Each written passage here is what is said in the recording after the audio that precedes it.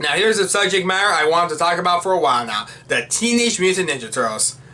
I grew up with the 2012 cartoon and I loved it. I forget if I was familiar with it before or not, but I don't care. The 2012 cartoon took these characters that were in the 1987 cartoon, later movies, and then their show in 2003 that were more faithful to the comics, I guess, compared to the original cartoon just being a Saturday morning cartoon that was pretty much the, I guess, blueprint of how to make a cartoon in the 80s, and combine all those together, along with misfires along the way, to create what I honestly think was one of the best Nickelodeon shows. Honestly, definitely one of their top 10 shows of all time, next to Avatar or SpongeBob. I mean, okay, those are different things, but I mean, like, in general.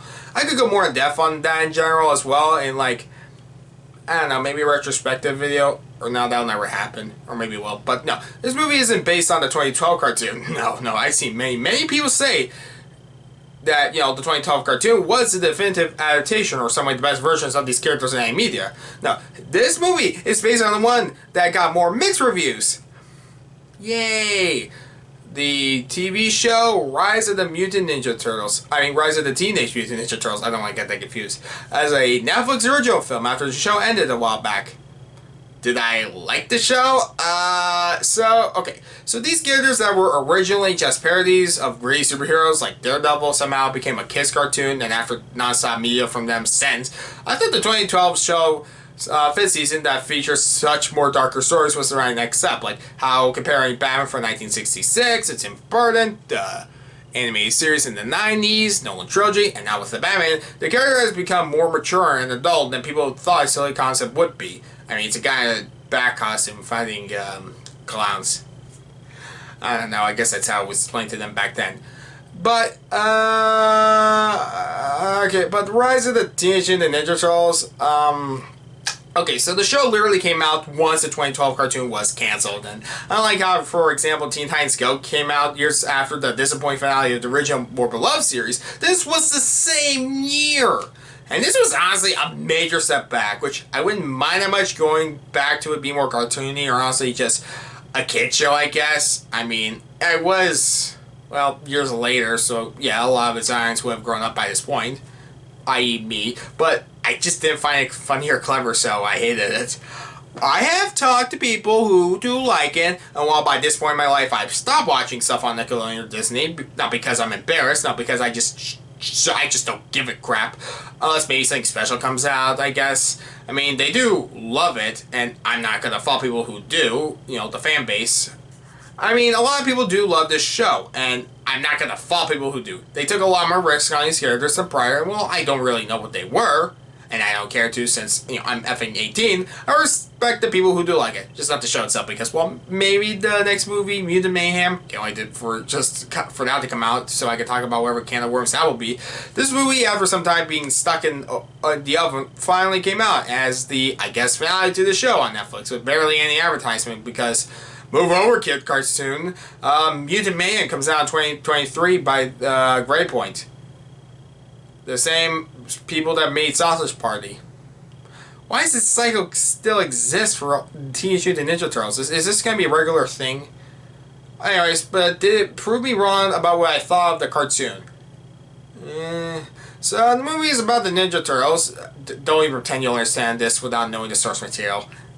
Because, I mean, it's called Rise of the TMNT, the movie. I mean, having to stop the world from an alien invasion when a young warrior from the future named Casey Jones, voiced by Haley Joel Osment here, warns them about the Krang invasion, so they must stop it before the world is taken over by Krang. I mean, yeah, that's about it. I mean, it's a simple movie. It's 76 minutes long, but it definitely feels more like a straight-to-TV movie than a longer episode or a movie worth theaters, so I'll give it that. But what did I think of the movie? It's fine. It's probably better than many of the other TMNT movies by default, but I don't know. My problem here with that, what I remember with the pilot still remains. I didn't find it funny. I laughed like maybe once or twice, but I had the same grin on my face for all and never was thinking things wouldn't work out themselves for the characters. I guess because I knew this was circus, that feeling never went away, which honestly is what I want the franchise to be against. I mean, this movie really wants them to work around using ninja weapons, you know, since, you know, they hold weapons that could kill people. So I remember from, or at least what I do remember of the pilots, that they switched their weapons for magical ones that have mystic power, which is vague on how it works. Maybe it's explained in the show. It's not in the movie. But it's a workaround for them to still have their iconic weapons, but not use them since a kid might get a hold of a nunchuck and, crack his skull. Or a katana will just slit their throat because they're weapons. But yeah, I get it. And in the movie, they have them lose their powers because honestly with them they're way too overpowered, but the characters themselves aren't done well, honestly. Okay, how do I explain this? So for the movie and maybe the show works, Leonardo is done wrong. Where, while Rav is the responsible leader, Leo is now a combination of Mikey's goofy personality and Rav's impulsiveness, which works fine, I guess, on its own. It is kind of has his own, I mean, it does give him kind of his own arc for him to have, but, I mean, this isn't the character. It's not like I love this character. I'm not the kind of guy who will complain about this stuff or hold a grudge. And thank God I'm not. I hate those people. But as a critic, I have to say, between objective reasons and personal reasons, it's fine here.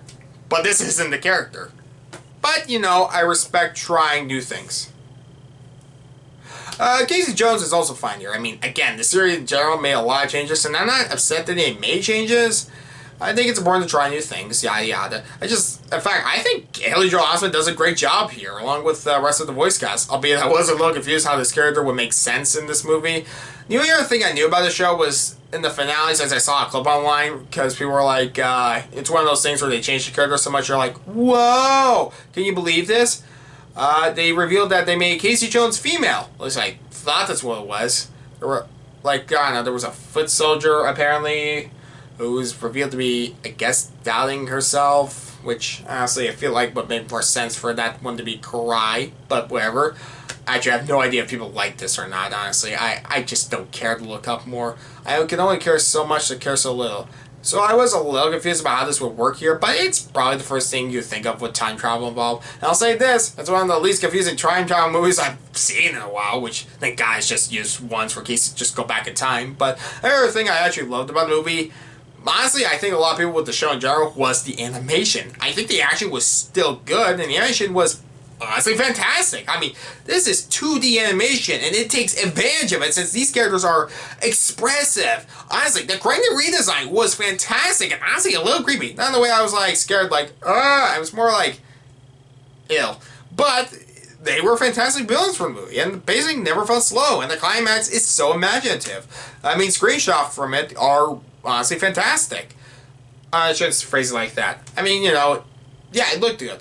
And I didn't want to take my eyes off it, honestly, because, yeah, I'm dead serious. By the third act, the animation is just so good. And I've seen, honestly, in other recent films by bigger people in, comparison.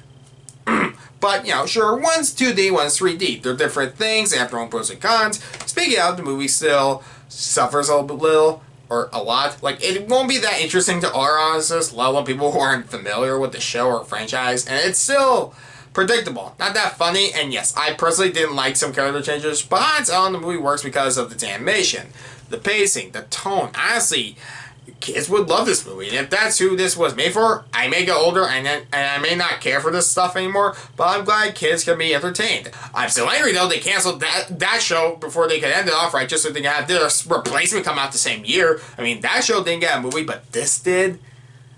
I mean, really, can you actually compare this to the other one and say that one was worse?